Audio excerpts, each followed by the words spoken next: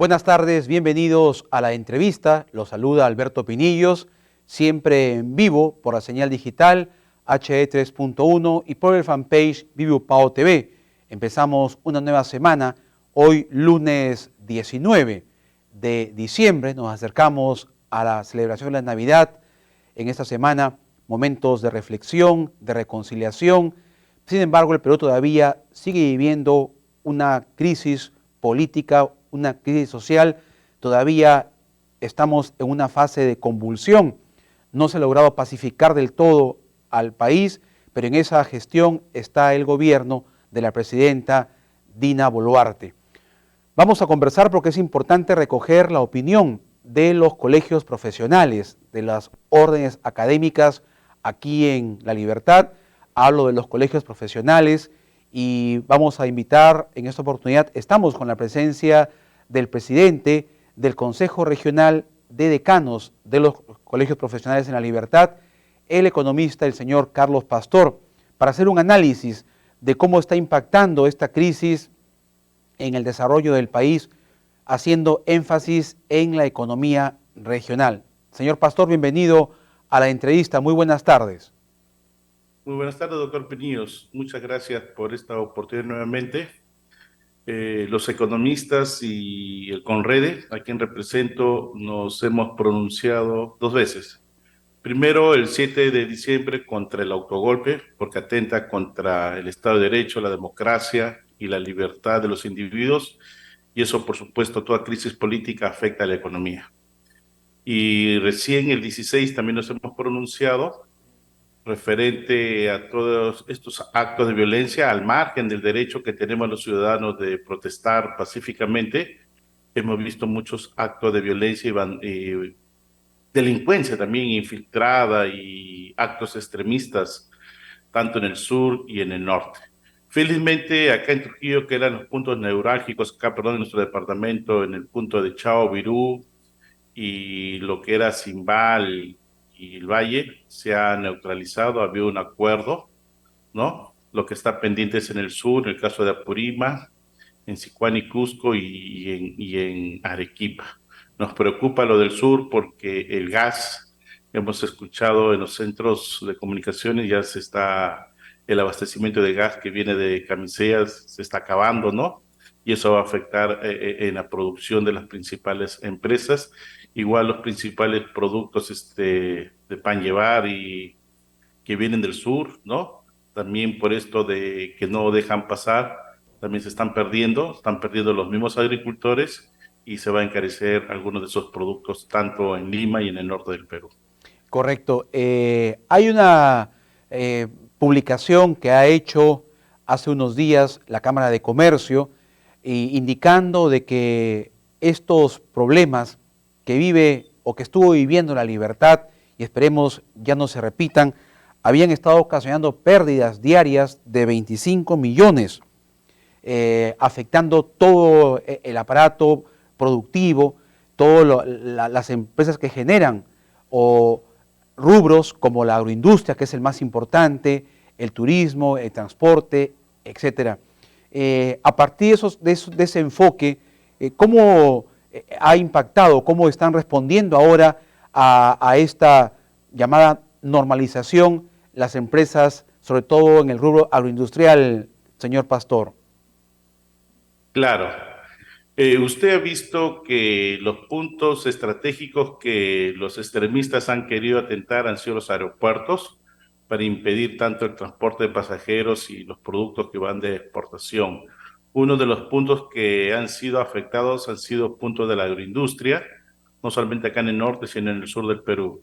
Como le digo, felizmente acá las autoridades, las Fuerzas Armadas han llegado a un diálogo con las personas que están reclamando y se ha permitido este, el libre tránsito, ¿no? El Hay algunos desbloqueo, puntos, sí. algunos remanentes, a veces ahí en Chao, pero ahora justo hablaba con un colega de Lima, me dice, oye, esos no son gente que está reclamando, son delincuentes porque para pasar nos cobraban 100 soles, ¿no?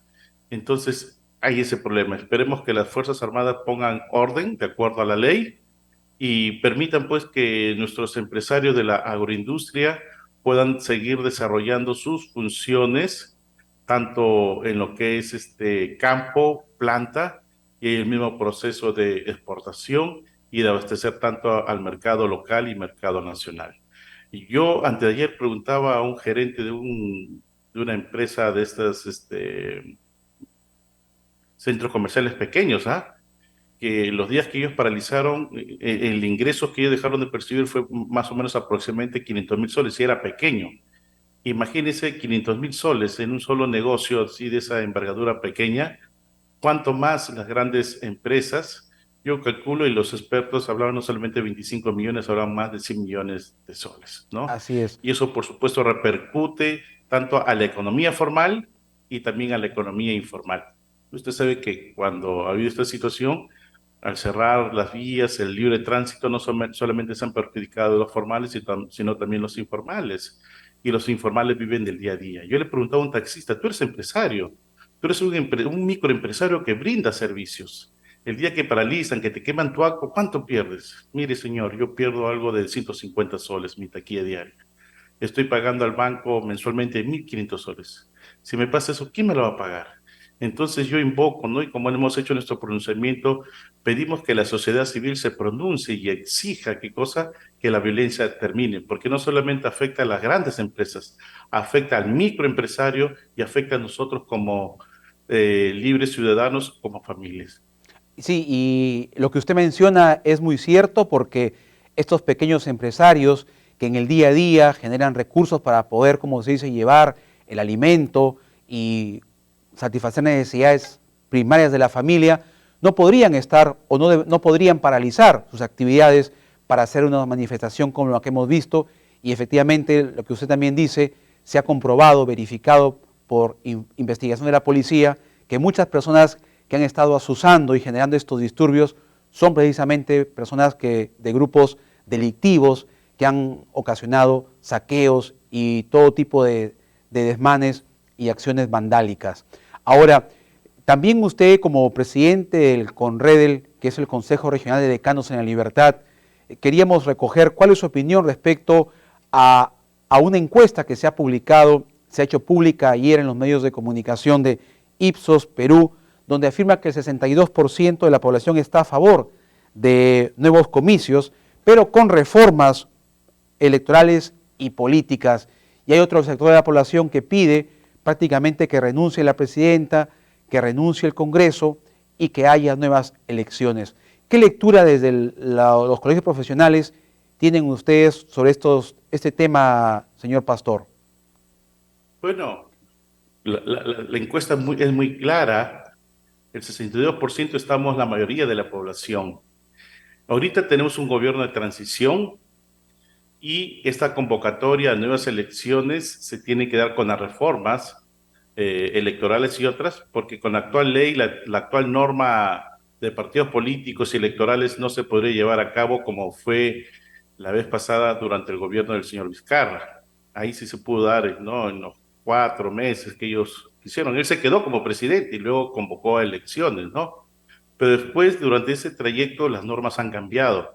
Y como se está planteando que puede ser diciembre de 2023 o abril del 2024, a mi parecer, ¿no? Es el tiempo prudente con la cual el Jurado Nacional de Elecciones y la OMPE puedan llevar a cabo un proceso correcto, objetivo y transparente de las elecciones, y los mismos partidos políticos puedan cumplir con llevar a cabo sus elecciones primarias tal como lo pide la ley. Y sobre todo, al margen de eso, nosotros la ciudadanía necesitamos tener un voto informado. Necesitamos conocer quiénes son los candidatos al margen de cualquier partido político, y necesitamos conocer cuáles son las propuestas para seguir con la línea del desarrollo de nuestro país. Así es, desde la experiencia entonces se requieren nuevas elecciones, pero con los plazos que establezca la ley, sin apresurarnos, y que haya todo un proceso en el que, como usted dice, los ciudadanos estemos mejor informados y valoremos el gran compromiso cívico que tenemos de emitir nuestro voto a alguien que lo merece, para no estar lamentando como lo estamos haciendo ahora. Bien, Así es, finalmente, doctor. adelante, dígame.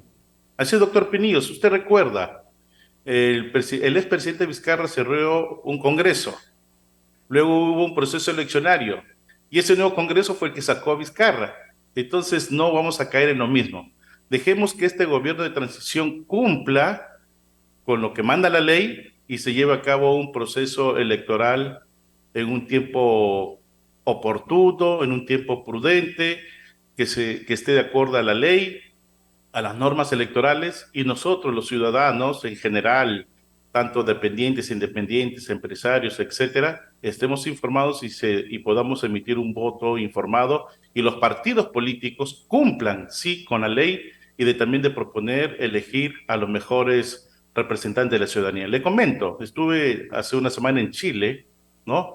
Los chilenos se dieron cuenta del error que habían cometido en su asamblea constituyente. Usted sabe que en Chile el voto es libre, y todas esas personas que no habían votado a favor de esa constitución, cuando ya se iba a aprobar, perdón, de la Asamblea Constituyente, cuando plantearon ya para que se apruebe el proyecto de la constitución, ellos se informaron.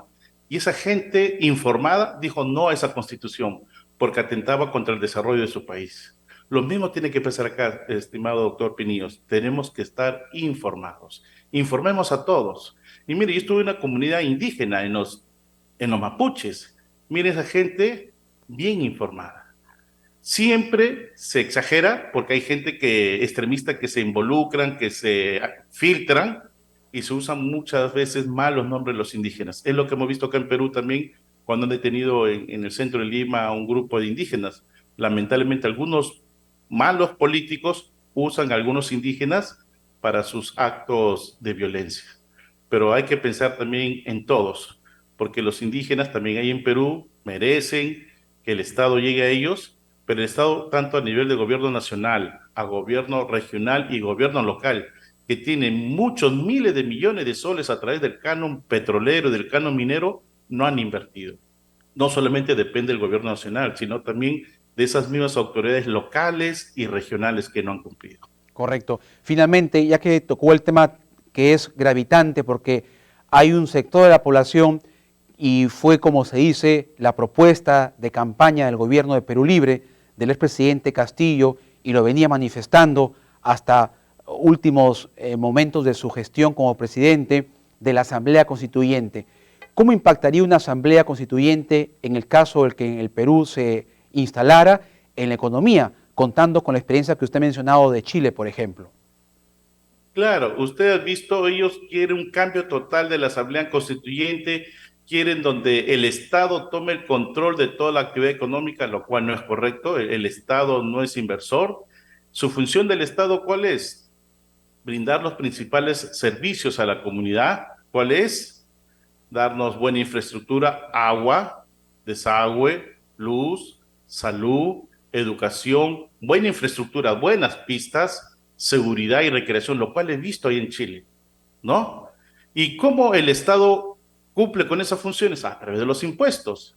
¿Y quiénes pagamos los impuestos? En primer lugar, si hay inversión, ¿qué hay? Hay empleo. Si hay empleo, hay ingresos. Tanto los trabajadores pagamos impuestos, tanto directos como indirectos, y también los empresarios. Y de esos ingresos el Estado debe redistribuirlo bien, lo cual se ha hecho inclusive en la zona más pobre del Perú. Ha habido miles de millones que inclusive estos señores que hoy día están reclamando han dado mal uso a esos recursos, y vemos pues lamentablemente los actos de corrupción que se han dado, ¿no? Pero lamentablemente ellos son muy astutos en engañar a la gente, en usar a sus grupos para generar este caos, porque ahora vemos que la crisis es producto de la misma izquierda. Ahora, quienes no quieren aprobar las nuevas elecciones en el Congreso es el bloque de izquierda. Se necesitan 87 votos, pero el voto de Perú Libre y compañía no lo permiten. Entonces hay que exigirle a esos señores que por favor, así como dieron sus 101 votos para La declarar la vacancia, vacancia del así es. expresidente, ahora también aprueben eso, por el bien del Perú, no por el bien de una persona o de un grupo de personas o aquellos mercantilistas que también están en la política. Ahí sí que hay que exigir a quienes que hacen política que por favor sean objetivos y no sean calculadores. Queremos lo mejor para el país y Correcto. queremos buenas propuestas y queremos buenos candidatos. Mire lo que me dice ese indígena mapuche. Yo estoy seguro, porque mi representante, mi diputado, le llaman ellos, vela por los impuestos que yo pago. Mira mis pistas, mira, tengo agua, tengo esto, tengo internet. ¿Por qué acá Acá mire, que te hablo en la zona costa, en las zonas urbanas marginales donde hay campo, también no se da eso. Me gustaría que toda la zona rural tengamos buenas carreteras como lo tenemos desde Laredo hasta Otusco. ¿Por qué? Porque allá en Chile, como en otros países, las pistas están concesionadas, se pagan, pero hay un buen mantenimiento, hay buena asistencia, o sea, hay muy buenos contratos y hay una vigilancia ciudadana. Eso necesitamos en el Perú, de que todos seamos vigilantes, toda la sociedad civil, al margen Conforme. de cualquier gusto y preferencia política. Muy bien, le agradecemos al señor Carlos Pastor, presidente del Consejo Regional de Decanos en La Libertad, por su participación esta tarde en la entrevista. Muy amable, señor Pastor, muchas gracias. Gracias, doctor Pinillos, muy amable usted. Hasta la próxima. Vamos a ir a una pausa y continuamos con más en la entrevista por Viviu Pao Televisión.